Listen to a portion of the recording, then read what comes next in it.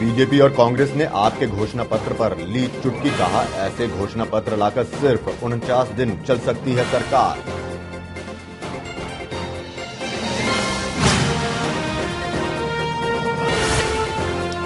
Delhi high court ने प्रशासन को लगाई फटकार। कहा, ओबामा के लिए सीसीटीवी से सुरक्षा तो महिलाओं की सुरक्षा में लापरवाही क्यों?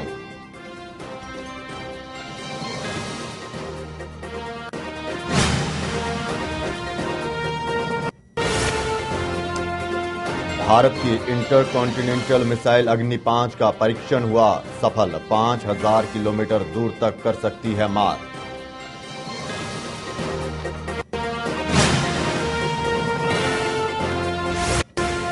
पोस्टर पर मचे बवाल के बाद दिल्ली में बीजेपी ने बदला अपना पोस्टर। अब नए पोस्टर के जरिए आप और कांग्रेस पर निशाना।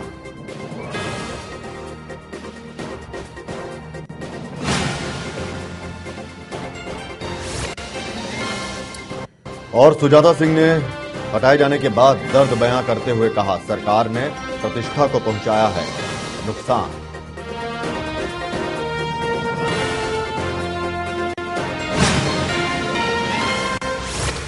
नमस्कार, गुलिस्तान न्यूज में आपका स्वागत है और मैं हूं ललित खजूरिया। चुनावों से कुछ ही दिन पहले अब आम आदमी पार्टी ने भी अपना मैनिफेस्टो जारी कर दिया और इसमें दिल्ली की जनता से कुल मिलाकर 70 वायदे किए गए हैं और कुछ वायदे पिछले वादों की तरह है। केजरीवाल का कहना है कि उन्होंने इस मैनिफेस्टो को 4 महीने की मेहनत के बाद बनाया है और इस मैनिफेस्टो में हर वर्ग का ध्यान रखा गया है।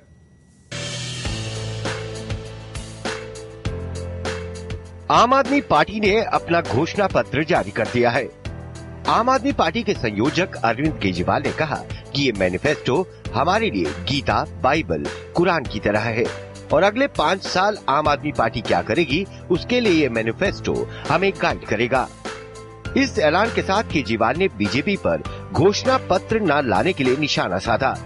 उन्होंने कहा, बीजेपी अपना घोषणा पत्र नहीं ला रही है क्योंकि उन्हें पता नहीं शर्म आ रही है या नहीं, लेकिन लोकसभा से पहले जो वादे किए थे उन्हें पूरा करना तो दूर, उन पर काम भी शुरू नहीं किया।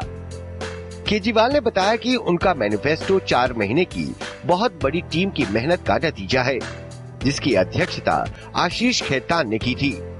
इस मैनिफेस्टो में 70 कामों का ऐलान किया गया है, जिसमें दिल्ली से जुड़े सभी मुद्दों पर बात की गई है। केजरीवाल ने दिल्ली में जन लोकपाल बिल लाने की घोषणा की है।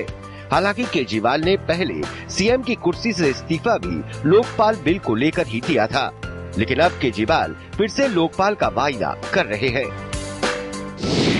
केजरीवाल दिल्ली को पूर्ण राज्य का दर्जा दिलवाना चाहते हैं क्योंकि केजरीवाल का मानना है कि अगर दिल्ली को पूर्ण राज्य का दर्जा हासिल नहीं होता तो काम करना मुश्किल होता है, लेकिन अगर आपकी सरकार बन भी जाती है तो केंद्र में बीजेपी है। बिजली के मुद्दे पर फिर से केजरीवाल ने लोगों को लुभाने की कोशिश की है। केजरीवाल ने फिर से बिजली के बिल आधे करने का ऐलान किया है। बिजली की जरूरतों को पूरा करने के लिए केजरीवाल ने कहा कि दिल्ली का अपना पावर स्टेशन होगा। केजरीवाल ने इस दौरान प्रधानमंत्री मोदी के भी कुछ आइडियाज अपने मैनिफेस्टो में लिए हैं। बिजली व्यवस्था को लेकर जो काम मोदी करना चाहते हैं वो केजरीवाल भी करना चाहते हैं। प्रधानमंत्री मोदी का ही आइडिया चुराते हुए केजरीवाल ने कहा कि बिजली कंपनियों में कंपटीशन शुरू किया जाएगा, जिससे कंपनियों में बिजली सस्ती करने की होड़ होगी और जनता को फायदा होगा। केजरीवाल ने प्रधानमंत्री मोदी की ही तर्ज पर दिल्ली को सोलर सिटी बनाने की बात कही है। पिछली बार पानी के मुद्दे पर वाहवाही लेने वाले केजरीवाल ने एक बार फिर से दिल्ली की जनता को 20,000 लीटर फ्री पानी देने की घोषणा की है। केजरीवाल ने दिल्ली को सैनिटेशन और शौचालयों की समस्याओं से निजात दिलाने के लिए दिल्ली में 2 लाख सार्वजनिक शौचालय बनाने की भी घोषणा की है। केजरीवाल का कहना है कि पिछले कई सालों से स्कूल और कॉलेज नहीं बने हैं, जबकि छात्र बढ़ते जा रहे हैं, इसलिए 500 नए स्कूल और 20 नए कॉलेज बनाने का ऐलान किया। निजी स्कूलों में हो रही धोखाधड़ी को रोकने के लिए केजरीवाल ने स्कूलों की फीस और डोनेशन पर निगरानी की व्यवस्था की घोषणा की है। महिलाओं को सुरक्षा प्रदान कराने के लिए महिला सुरक्षा बल तैनात करने की घोषणा की है। केजरीवाल ने मोबाइल पर इमरजेंसी सुरक्षा बटन ऐप के जरिए सुरक्षा देने का ऐलान किया है। केजरीवाल ने एक और लोक लुभावना वायदा करते हुए दिल्ली को वाईफाई सिटी बनाने की घोषणा की है, जबकि दूसरी पार्टियां इसे असंभव बता रही हैं। रिटेल में प्रत्यक्ष विदेशी निवेश पर केजरीवाल सख्ती के मूड में है। केजरीवाल ने सिर्फ दिल्ली में 8 लाख रोजगार पैदा करने का वादा किया है। इसके साथ ही केजरीवाल ने ठेका प्रथा पर लगाम लगाने के लिए ठेके पर काम कर रहे सभी लोगों को रेगुलर करने का वादा किया है। इतना ही नहीं, दिल्ली में सुरक्षा को पुख्ता करने के लिए दिल्ली में 15 से 20 लाख सीसीटीवी कैमरे लगाने का भी ऐलान किया गया है। केजरीवाल ने यमुना के किनारों पर वाटर प्रिजर्वेशन प्रोजेक्ट लगाने की भी घोषणा की है। कुल मिलाकर ये वो मैनिफेस्टो है जिसे जारी करने की हिम्मत बीजेपी और कांग्रेस नहीं कर सकती, लेकिन आपने किया है। हालांकि ये सब चीजें मुमकिन हो पाएंगी या नहीं, इस बारे में कुछ कहा नहीं जा सकता। हालांकि इस घोषणा पत्र में हर वर्ग का ध्यान रखा गया है। Bureau report, Gulistan news. आप भले ही अपने मैनिफेस्टो के जरिए दिल्ली की तस्वीर बदलने की बात कर रही हो, लेकिन आपके दावों और घोषणाओं पर कोई भी पार्टी विश्वास करने को तैयार नहीं है।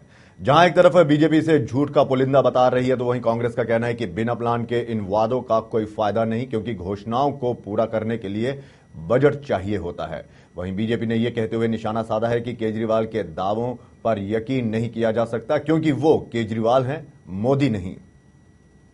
पूरी तरह से मैनिफेस्टो है। जनता के बीच में ऐसा मैनिफेस्टो वही लाते हैं जिनको सरकार में नहीं आने की पूरी गारंटी होती है, और यह मैनिफेस्टो इस बात की गारंटी है कि इनकी सरकार नहीं आ रही है। सब कुछ फ्री। जनता को मूर्ख बनाने वाला यह घोषणा पत्र, इनको 7 तारीख को जवाब जनता देगी। देखिए, असल मैनिफेस्टो वो होता है जो वादे तो करता है, लेकिन वादों के साथ ये भी बताता है कि आखिर रिसोर्सेस कहाँ हैं, जिसकी वजह से हमारी जो वादे हैं वो पूरी की जाएंगी। तब लोग उस पर विश्वास करते हैं। अफसोस के साथ कहता हूं कि ये जो वायदे किए गए हैं, ये फिर से सबूत दिलाते हैं कि आप पार्टी के जड़ों में ढोंग है। राजनीति में आप 19 का 20 कर देते हैं तो समझ में आती है, लेकिन 19 के आप 1900 नहीं कर सकते। ये जो है ये ढोंग है। आपने एक लॉलीपॉप की दुकान खोल दी है और समझते हैं कि जो दिल्ली का वोटर है वो बहुत नादान बच्चा है और लॉलीपॉप से खुश हो जाएगा। दिल्ली का वोटर बहुत अक्लमंद है, उसको पूरी तरह सूझबूझ है और वो जानता है सच क्या है और झूठ क्या है।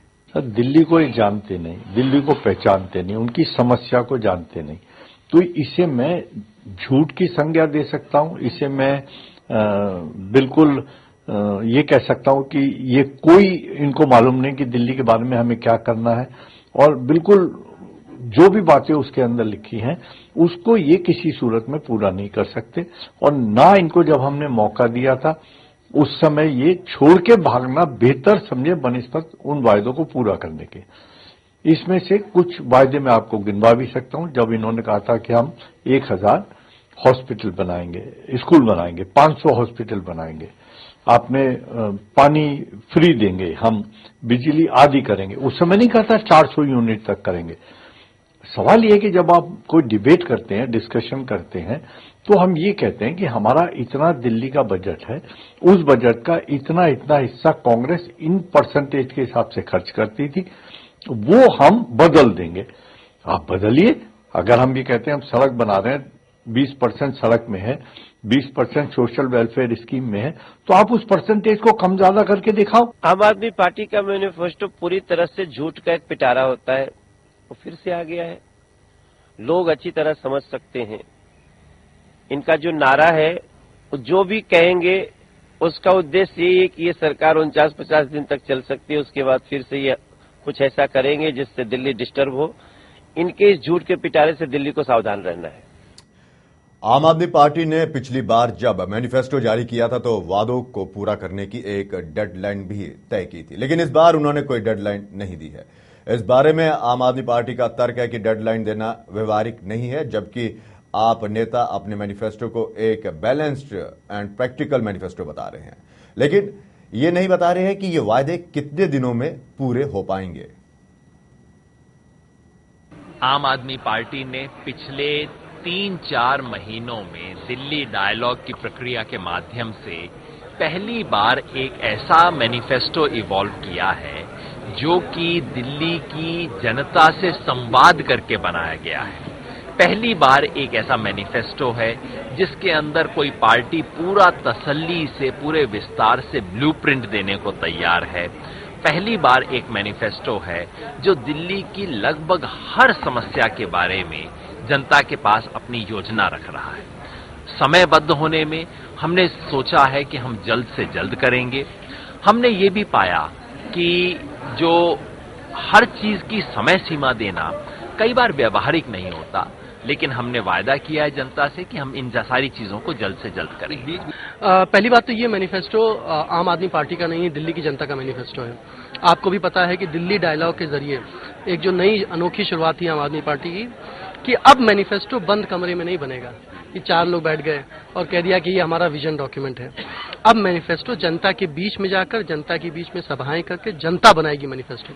वो अपनी समस्याएं भी बताएंगे, समाधान भी सुझाएंगे, और पार्टी जो भी चुनाव लड़ रही है वो पार्टी फ्रेमवर्क रखे कि ये हमारी परिकल्पना है, ये हमारा पॉलिसी फ्रेमवर्क है। आपस में मिलजुल कर संवाद से मैनिफेस्टो बनेगा। ये मैनिफेस्टो दिल्ली की जनता के द्वारा आम आदमी पार्टी के बीच और दिल्ली की जनता के बीच से संवाद से निकला हुआ मैनिफेस्टो है। इसीलिए आप इसमें देखेंगे कि स्वास्थ्य, शिक्षा, भ्रष्टाचार, महंगाई, बिजली, पानी, sewer, unauthorised colonies, JJ clusters, housing, ये सारे मुद्दों पर कितनी विस्तार से इस पर बातें हैं। इस पर कोई एक बहुत बड़ा नारा नहीं हमने दिया है, हमने स्पेसिफिक दिए हैं कि ये बजट है।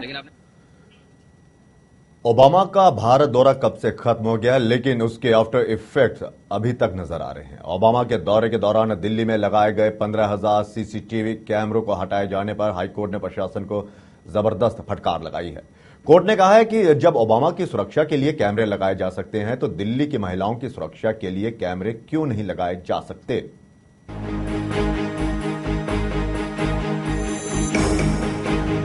दिल्ली हाईकोर्ट ने दिल्ली पुलिस की खिंचाई करते हुए कहा है कि वो राजधानी दिल्ली में महिलाओं की सुरक्षा सुनिश्चित करने के लिए सीसीटीवी कैमरा क्यों नहीं हायर कर सकती।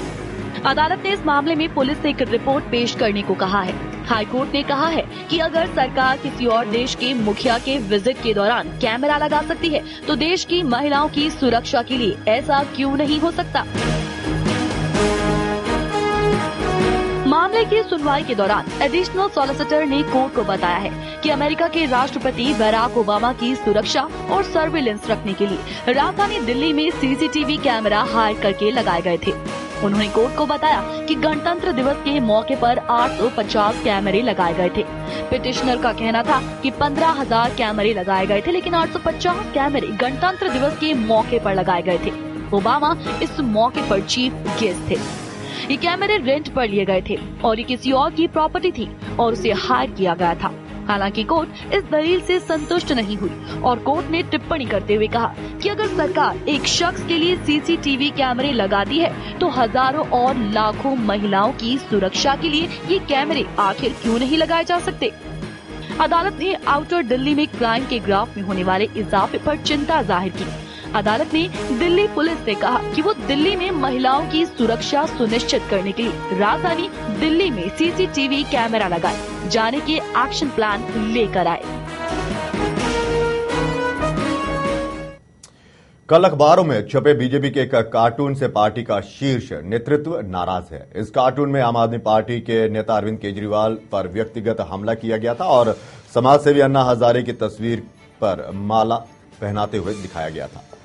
आलाकमान की ओर से सिर्फ सकारात्मक तरीके से प्रचार करने को कहा गया है। बीजेपी के वरिष्ठ नेताओं में अरुण जेटली और धर्मेंद्र प्रधान ने चुनाव प्रचार में बदलाव कर दिया है और विज्ञापन में आज छपी तस्वीरों में पीएम मोदी और किरण बेदी के सकारात्मक एजेंडे को दिखाया गया है।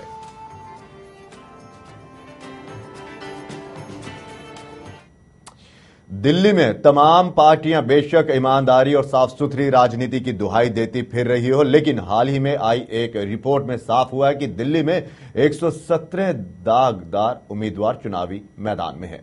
सिर्फ इतना नहीं, ईमानदार कहलाने वाली आम आदमी पार्टी के कुछ उम्मीदवारों पर भी आपराधिक मामले दर्ज हैं।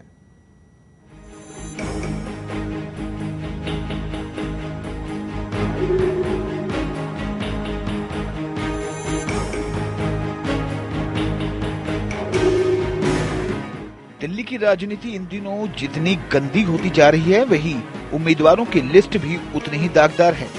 एक रिपोर्ट के अनुसार चुनाव मैदान में उतरे आप के 70 उम्मीदवारों में से 14 ऐसे हैं जिनके खिलाफ अलग अलग इलाकों में गंभीर आपराधिक मामले दर्ज हैं, जबकि कुल दागदार उम्मीदवारों की संख्या 117 है। हालांकि मैदान में उतरे भाजपा व कांग्रेस के 17 व 11 उम्मीदवारों के खिलाफ भी गंभीर आपराधिक मामले दर्ज हैं, मगर इन राजनीतिक दलों से अलग होने का दावा करने वाली आप के प्रत्याशियों की संख्या जिस तरह सामने आई है, ये पार्टी के टिकट बंटवारे को लेकर कथनी और करनी को उजागर करता है। दिल्ली इलेक्शन वॉच और एसोसिएशन फॉर डेमोक्रेटिक रिफॉर्म ने विधानसभा चुनाव में उतरे 673 उम्मीदवारों द्वारा नामांकन के दौरान दिए गए शपथ पत्र के आधार पर तैयार रिपोर्ट को जारी किया, जिसमें उम्मीदवारों द्वारा घोषित वित्तीय, आपराधिक व अन्य विवरणों का विश्लेषण है। 117 के खिलाफ आपराधिक मामले दर्ज हैं। रिपोर्ट के मुताबिक चुनाव लड़ने वाले कुल 673 उम्मीदवारों में से 117 ऐसे हैं जिनके खिलाफ अलग अलग थानों में आपराधिक मामले दर्ज हैं। 74 उम्मीदवारों के खिलाफ गंभीर आपराधिक मामले दर्ज हैं। 8 उम्मीदवारों ने अपने ऊपर महिलाओं से अत्याचार संबंधित मामले की जानकारी शपथ पत्र में दी है। इनमें से 3 उम्मीदवारों ने अपने ऊपर भारतीय दंड संहिता की धारा 354(3), प्रत्याशियों ने महिला से अनादर करने संबंधी धारा में मामला चलने की जानकारी दी है। एक प्रत्याशी ने अपने ऊपर हत्या और 5 ने अपने ऊपर हत्या के प्रयास से संबंधित मामले घोषित किए हैं। करोड़पतियों की तादाद भी बढ़ी है। वर्ष 2008 में दिल्ली विधानसभा चुनाव लड़ने वालों में से 23% करोड़पति उम्मीदवार मैदान में थे। वहीं दिसंबर 2013 में हुए चुनाव में करोड़पति उम्मीदवारों की संख्या 33% हो गई। महज 14 महीने बाद हो रही चुनाव के लिए अभी जो 673 प्रत्याशी मैदान में है, उनमें करोड़पति उम्मीदवारों की संख्या 34% है। 673 में से 62 उम्मीदवारों ने अपनी संपत्ति 10 करोड़ से अधिक घोषित की है। जानकारी के मुताबिक कांग्रेस के 70 उम्मीदवारों की घोषित कुल संपत्ति 9.60 करोड़ रुपए, आपके 5.89 करोड़, बसपा के 2.16 करोड़ तथा भाजपा के 69 उम्मीदवारों की औसत संपत्ति 7.96 करोड़ रुपए है। भारत ने अग्नि 5 मिसाइल का सफलतापूर्व परीक्षण कर लिया है। यह मिसाइल एक इंटरकॉन्टिनेंटल बैलिस्टिक मिसाइल है जो 5000 किलोमीटर तक मार करने की क्षमता रखती है। भारत दुनिया का ऐसा 5वां देश है जिसके पास ICBM टेक्नोलॉजी है। भारत में तैयार किए गए अग्नि 5 मिसाइल का ओडिशा के बालासोर तट से आज सफल परीक्षण किया गया। अग्नि 5 भारत का पहला अंतर्महाद्वीपीय बैलिस्टिक मिसाइल है जो 5000 किलोमीटर की दूरी तक मार करने में सक्षम है। अमेरिका, रूस, फ्रांस और चीन के बाद भारत दुनिया का 5वां ऐसा देश है जिसके पास अंतर्महाद्वीपीय बैलिस्टिक मिसाइल है। DRDO ने 4 साल में इस मिसाइल को बनाया है और इस पर करीब 50 करोड़ रुपए की लागत आई है। इस मिसाइल का वजन 50 टन और इसकी लंबाई 17.5 मीटर है। ये 1 टन का परमाणु हथियार ले जाने में सक्षम है और 20 मिनट में 5000 किलोमीटर की दूरी तय कर सकती है। चीन और यूरोप के सभी ठिकाने इस मिसाइल की पहुंच में हैं। अग्नि 5 दुश्मनों के सैटेलाइट नष्ट करने में भी उपयोगी है। इससे पहले इस मिसाइल का 2 बार सफल परीक्षण किया जा चुका है। 19 अप्रैल 2012 को इसका सफल परीक्षण किया गया था और 15 सितंबर 2013 को दूसरा सफल परीक्षण किया गया। इस बार इसे खास तरह के कनस्टर के सहारे लॉन्च किया गया। सिर्फ प्रधानमंत्री के आदेश के बाद ही इस मिसाइल को छोड़ा जा सकता है। हाल ही में एक बड़े हमले का शिकार हुआ पाकिस्तान एक बार फिर से दहल गया है। पाकिस्तान के सिंध प्रांत में एक शिया मस्जिद पर हुए हमले में करीब 3 दर्जन लोग मारे गए हैं जबकि 50 से ज्यादा लोग जख्मी हो गए हैं।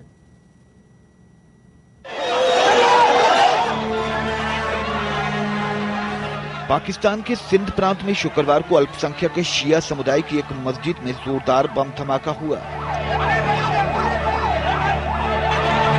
धमाके में कई बच्चों समेत दर्जनों लोगों की मौत हो गई है और दर्जनों लोग घायल बताए जा रहे हैं। ये पाकिस्तान में शिया समुदाय को लक्ष्य बनाकर पिछले कुछ दिनों में हुआ सबसे भीषण हमला है।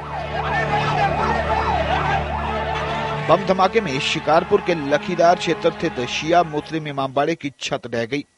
धमाका उस समय हुआ जब वहां शुक्रवार की नमाज पढ़ने के लिए बड़ी संख्या में लोग जमा थे। धमाके की गूंज कई किलोमीटर तक लोगों को सुनाई दी और लोग बड़ी तादाद में घायलों को बचाने के लिए घटनास्थल की ओर दौड़ पड़े।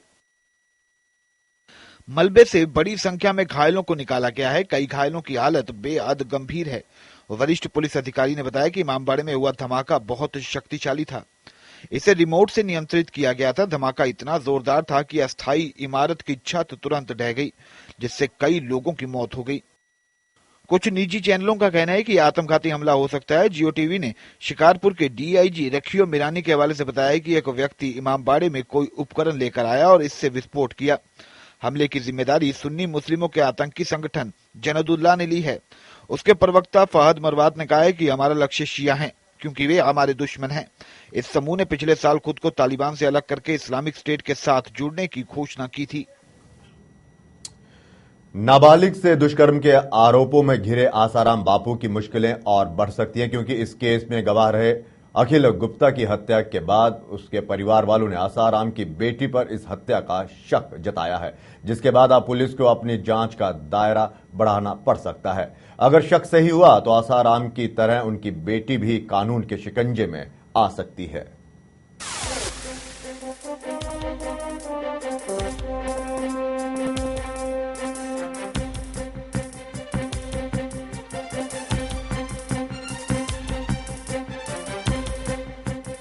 नाबालिग से दुष्कर्म के आरोप के चलते कानून के शिकंजे में आए आसाराम बापू की परेशानियों का अंत होता नहीं दिख रहा है।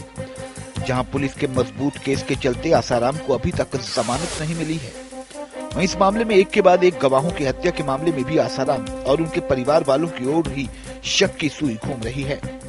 आसाराम बापू मामले की गवाह रहे अखिल कुमार गुप्ता की हाल ही में हुई हत्या पर मृतक के पिता नरेश गुप्ता ने आसाराम की बेटी पर हत्या करवाए जाने का शक जाहिर किया है। साथ ही पुलिस की तफ्तीश पर गहरा असंतोष व्यक्त करते हुए सुरक्षा में भारी लापरवाही का आरोप लगाया है। इस केस की जांच कर रहे पुलिस अधिकारियों के मुताबिक उन्हें मृतक के पिता नरेश ने फोन पर बताया कि उनके लड़के का केस किसी रंजिश का परिणाम नहीं है और ये हत्या 5 जनवरी 2005 को गुजरात उच्च न्यायालय द्वारा आसाराम की जमानत याचिका खारिज होने से सीधा जुड़ा है। गुप्ता ने कहा कि आसाराम के परिवार में उनके अरबों की संपत्ति के लिए आपसी झगड़े की स्थिति है और उनकी बेटी भारती जो जेल से बाहर है उसके द्वारा ये कांड कराए जाने की संभावना से इनकार नहीं किया जा सकता। उन्होंने भारती के साथियों रेखा, महक और ड्राइवर शीतल का नाम लेते हुए इन लोगों पर अपनी शंका व्यक्त की। मृतक के पिता ने स्थानीय पुलिस के तफ्तीश पर गहरा संतोष व्यक्त किया और साथ ही उन लोगों की सुरक्षा में भारी लापरवाही का भी आरोप लगाया। पुलिस अधिकारी ने भी उत्तर प्रदेश के प्रमुख सचिव गृह और डीजीपी को इन तथ्यों से अवगत कराते हुए इन लोगों की पूर्ण सुरक्षा सुनिश्चित कराए जाने का निवेदन किया। उन्होंने कहा क्योंकि मृतक अखिल की पत्नी वर्षा भी इस मामले में गवाह है, हो सकता है उन पर हमला किया जाए। ठाकुर ने प्रमुख सचिव गृह से सही तफ्तीश कराए जाने का अनुरोध करते हुए और स्थानीय पुलिस को दिक्कत होने पर यह तफ्तीश सीबीआई या किसी विशेष एजेंसी से कराने के सुझाव दिया है।